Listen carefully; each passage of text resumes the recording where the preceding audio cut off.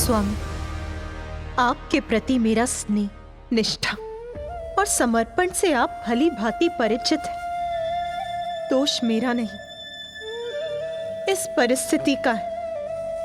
आप तो सदा अपने कर्तव्य के प्रति अडिग रहते हैं। क्या चाहते हैं आप? मैं अपने दायित्व को निभाने में असफल हो जाऊं? स्वामी, सत्य तो यह है कि हम दोनों एक ही, हमारे रूप ही भिन्न है। इसीलिए आप अन्यथा ना समझिए। मैं यहाँ अपने भक्त की रक्षा करने आई हूँ। और मैं अपने भक्त की रक्षा की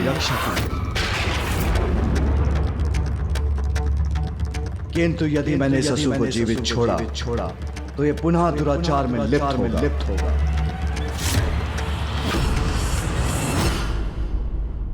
तो ठीक है स्वामी, हम दोनों अपने अपने स्थान पर उचित हैं। आप अपना धर्म निभाइए और मैं अपने दिए हुए वचन को निभाती हूँ।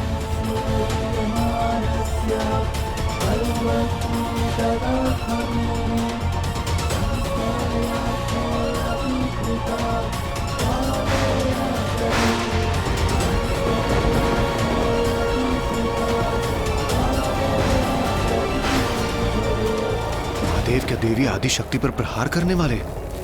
यदि महादेव ने देवी आदिशक्ति पर चंद्रहास चला दिया तो वो माता से टकराकर ऐसा विस्फोट करेगा कि समस्त रचना नष्ट हो जाएगी।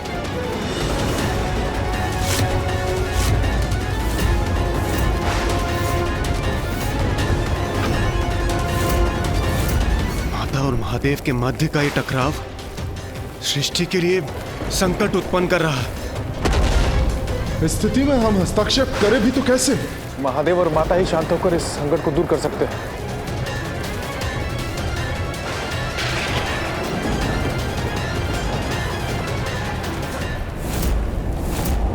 स्वामी, मैं आपसे विनती करती हूँ, शांत हो जाइए। यदि आपने इनका वध किया तो मैं अपने कर्तव्य वहन में असफल हो जाऊंगी।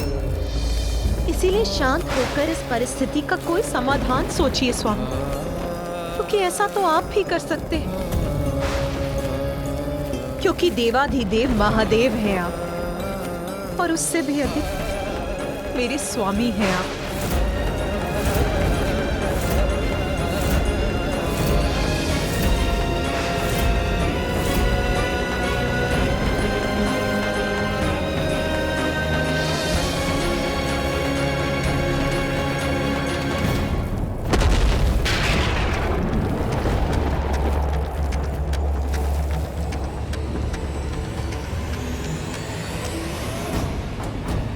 शिव ने अपना अस्त्र झुका तो दिया, तो क्या अब मैं सुरक्षित हो गया? अच्छा। तो माता शांत हो गए थे ना पिताश्री? उन्होंने समस्या का कोई समाधान भी तो ढूंढ लिया होगा, है ना माता?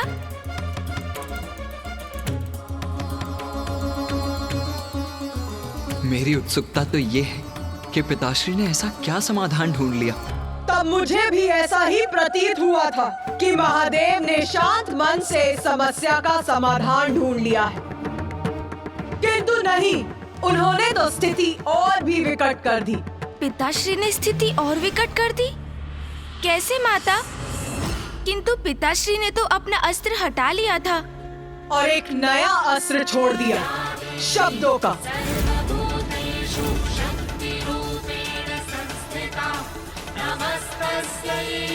शब्दों से अधिक घातक कोई अन्य अस्त्र नहीं होता। अपने शब्दों से उन्होंने स्थिति में ऐसी जटिलता उत्पन्न की कि मुझे भी उनके विरुद्ध अपने शस्त्र उठाने पर विवश होना पड़ा। माता ने पिताश्री के विरुद्ध शस्त्र उठा लिया? दारुक, यदि आदिशक्ति तुम्हारी सहायक है तो मैं भी सुप्रिया जैसे सात्विक भक्तों के साथ खड़ा हूं। तो उचित है, एक निर्दोष भक्त की रक्षा और उसकी सहायता हेतु आज मैं एक नवीन विधान की घोषणा करने जा रहा हूं। ये क्या कर रहे हैं स्वामी? और मैं घोषणा करता हूं, आज से तारुक वन में वही वास करेगा जिसके विचार सात्विक होंगे। जो यहां पर सात्विक विचारों का त्याग करेगा उसे या तो वन छोड़ना होगा, अन्यथा उसकी मृत्यु हो जाएगी, उसकी मृत्यु हो जाएगी, उसकी मृत्यु हो जाएगी, उसकी मृत्यु हो जाएगी।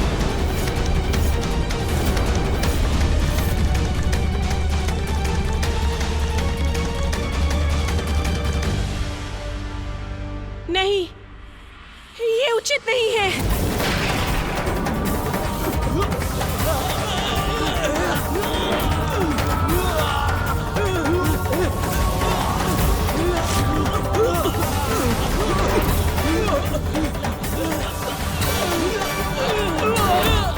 माँ, रक्षा कीजिए माँ, आप मुख दर्शन क्यों बनी हैं? माँ रक्षा कीजिए, रक्षा कीजिए माँ।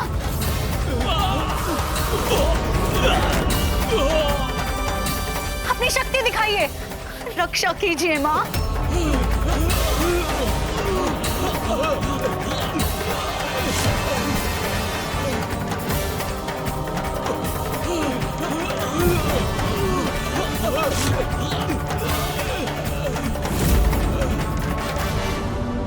माँ, मेरे सभी असुर मृत्यु को प्राप्त हो रहे हैं। माँ, ये कैसी आपकी जय?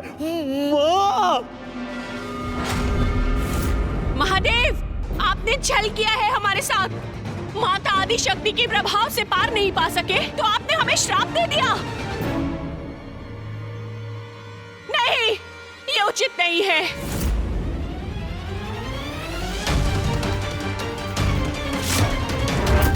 माँ, रक्षा कीजिए माँ, आपने वचन दिया था माँ। मुझे अपने वरदान की मर्यादा का मान रखने के लिए कुछ करना ही होगा। स्वामी, स्वामी,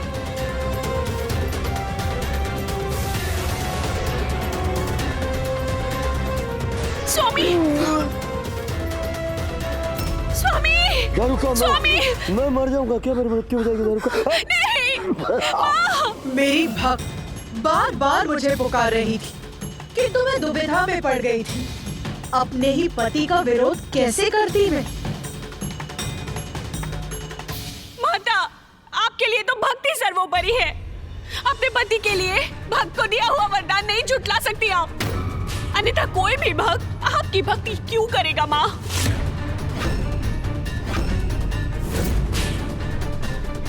माता, मेरी गुहार सुनिए माता, हमारी रक्षा कीजिए माता।